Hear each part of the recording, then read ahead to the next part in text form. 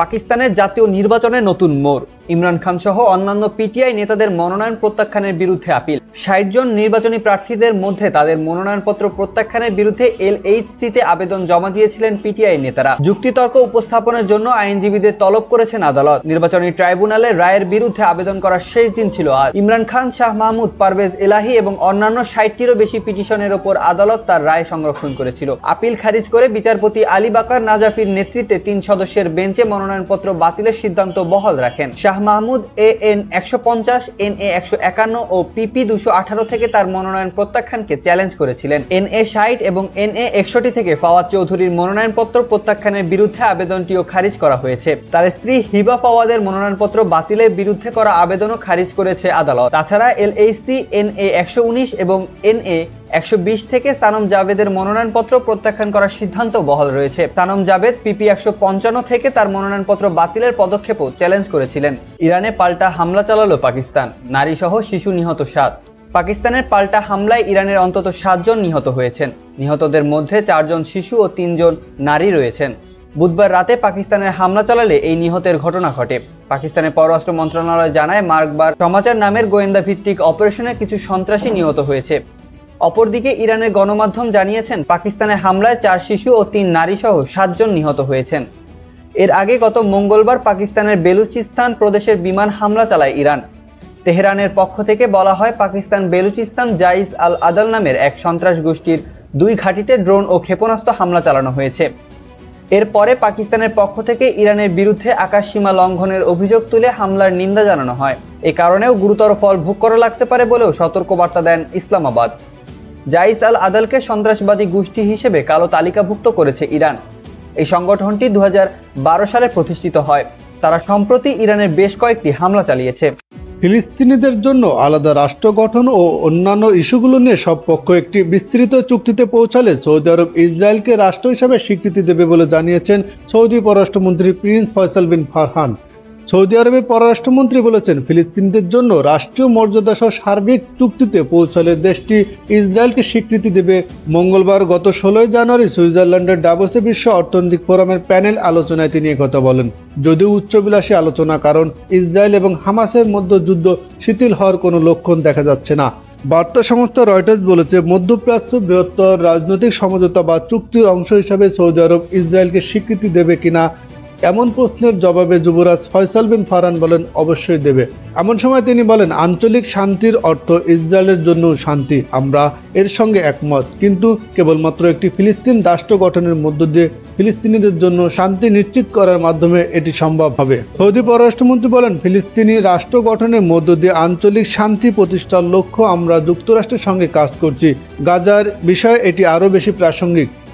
গত বছরের অক্টোবরে হামাস ও ইসরায়েলের মধ্যে সংঘাত শুরুর আগে যুক্তরাষ্ট্রের মধ্য অবস্থায় ইসরায়েলের সাথে সম্পর্ক স্বাভাবিকরণের উদ্যোগ নিয়েছিল সৌদি আরব। তবে এই যুদ্ধ শুরুর পর এই পরিকল্পনা থেকে দূরে সরে আসে রিয়াদ। সন্দেহভাজন জঙ্গিদের ওপর হামলার পর ইরান পাকিস্তানকে শান্ত হওয়ার পরামর্শ দিয়েছেন।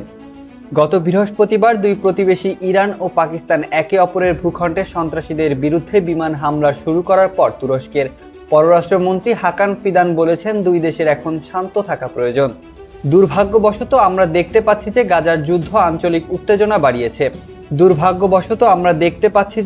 যুদ্ধ আঞ্চলিক উত্তেজনা বাড়িয়েছে।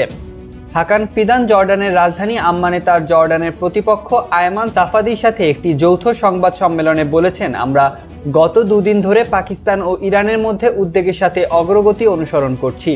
ফিদান বলেছেন, তিনি ইরানি ও পাকিস্তানের হুসাইনি আমির আবদুল্লাহিয়ান এবং জলিল আব্বাস জিলানির সাথে কথা বলছেন। যথাক্রমে ইস্যুটি আরও বাড়াতে না দেওয়ার পরামর্শ দিয়েছেন এবং শান্ত পুনঃস্থাপনের আহ্বান জানিয়েছেন। তুর্কি পাকিস্তানি ও ইরানের মধ্যে উত্তেজনা কমাতে যা যা করা দরকার তা চালিয়ে যাবে। ফিদান বলছেন, উভয় পক্ষই প্রকাশ করেছে যে উত্তেজনা বাড়াতে চায় না এবং তাদের নিয়ন্ত্রণে আছে।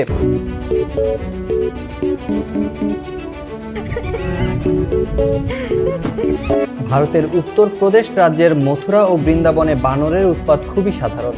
এখানে প্রায়ই বানররা মানুষের ব্যক্তিগত জিনিসপত্র ছিনিয়ে নেয় এবং তাদের ফিরিয়ে দেওয়ার জন্য ঘুষ দিতে হয়। সম্প্রতি এমন এক ঘটনা ঘটেছে বৃন্দাবনে। ৬ জানুয়ারি শ্রী রঞ্জনাথজির মন্দিরে এক ঝাঁক বানরের দল এসে চুরি করলো এক লোকের কাছ থেকে একটি আইফোন।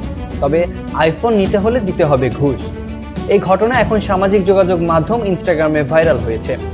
ভিডিওতে দেখা যাচ্ছে একটি স্থাপনার দেয়ালের উপর বসে থাকা কয়েকটি বানর, একটির হাতে আইফোন। যে ব্যক্তির আইফোন তিনি ফোনটি নেয়ার জন্য বানরের দিকে জুসের একটি বোতল ছুড়ে দেন, আর বানরটি এই বোতল ধরতে গিয়ে ছেড়ে দেয় আইফোনটি। ব্যাস, কেল্লা ফতে, কাজ হাসিল। নিচে পড়তে পড়তে একজন ধরে ফেললেন আইফোনটি। ভিডিওটি নিয়ে অনলাইনে বেশ মজা হচ্ছে। অনেকে বলছেন বানররা বেশ বুদ্ধিমান হয়ে উঠেছে, কারণ তারা খাবারের জন্য তাদের সঙ্গে আলোচনায় বসাতে ফোন ও চশমা চুরি করতে শিখে গেছে। এক ইন্টারনেট ব্যবহারকারী লিখেছেন একে বলে বিনিময় পদ্ধতি। আরেকজন লিখেছেন কিভাবে খাবার পাওয়া যাবে সেই নতুন বুদ্ধি এঁটেছে বানরের দল, একেই বলে প্রথা বিনিময়। আরেক ব্যবহারকারী লেখেন বৃন্দাবনের বানররা সেরা ব্যবসায়ী। ইরানের বিমান হামলার জবাবে পাকিস্তান বলেছে টেবিলে আছে বিকল্প সমাধান। পাকিস্তানি গোয়েন্দা সংস্থার সূত্র বুধবার বলেছে যে দক্ষিণ পশ্চিম বেলুচিস্তান প্রদেশের ইরানের বিনা উস্কানি হামলায় প্রতিক্রিয়া ইসলামাবাদের কাছে টেবিলে আছে সব বিকল্প সমাধান। ইসলামাবাদ মঙ্গলবার গভীর রাতে বলেছে যে ইরান তার আকাশসীমা লঙ্ঘন করেছে এবং একটি বিমান হামলা চালিয়েছে। এতে 2 শিশু নিহত এবং 3 জন আহত হয়েছে। প্রতিক্রিয়ায় পাকিস্তান ইরান থেকে তার রাষ্ট্রদূতকে প্রত্যাহার করে এবং তেহরানের সাথে সমস্ত উচ্চ স্তরের কূটনৈতিক বিনিময় স্থগিত করে।